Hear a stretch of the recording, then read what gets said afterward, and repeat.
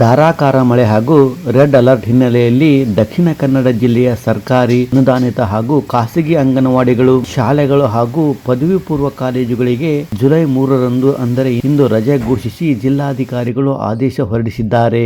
ನಿಯಮ ಮೀರಿ ತರಗತಿ ನಡೆಸುವ ಶಿಕ್ಷಣ ಸಂಸ್ಥೆಗಳ ವಿರುದ್ಧ ವಿಪತ್ತು ನಿರ್ವಹಣಾ ಕಾಯ್ದೆಯಡಿ ಕಾನೂನು ಕ್ರಮ ಜರುಗಿಸುವುದಾಗಿ ಅವರು ಎಚ್ಚರಿಕೆಯನ್ನು ಸಹ ನೀಡಿದ್ದಾರೆ. ಹೌದು, ನಿನ್ನೆ ಸಹ ಶಾಲಾ ಕಾಲೇಜುಗಳಿಗೆ ರಜೆ ನೀಡಲಾಗಿತ್ತು. ಅದರಂತೆ ಇಂದು ಸಹ ರಜೆ ನೀಡಲಾಗಿದೆ. ಇನ್ನು ಜುಲೈ ತಿಂಗಳಲ್ಲಾದರೂ ರಾಜ್ಯಾದ್ಯಂತ ಮಳೆ ಚುರುಕಾಗಬಹುದೆಂಬ ನಿರೀಕ್ಷೆ ಹುಸಿಯಾಗಿದೆ. ಹೌದು, ರಾಜ್ಯದ ಕರಾವಳಿ, ಹಾಸನ, ಶಿವಮೊಗ್ಗ, ಚಿಕ್ಕಮಗಳೂರು, ಧಾರವಾಡ, ಬೆಳಗಾವಿ ಹೊರತುಪಡಿಸಿ ಬೇರೆ ಕಡೆ ಮುಂಗಾರು ಇನ್ನು ಮಂಕಾಗಿಯೇ ಇದೆ. ಇದು ಕೃಷಿ ಚಟುವಟಿಕೆಯ ಹಿನ್ನಡೆಗೆ ಕಾರಣವಾಗಿದೆ. ಜುಲೈ ಕೊನೆ 2 ವಾರವೂ ಸಹ ಒಣ ಹವೆಯು ಮುಂದುವರಿಯುತ್ತೆ ಅಂತ ಹವಾಮಾನ ಇಲಾಖೆ ಹೇಳಿದೆ.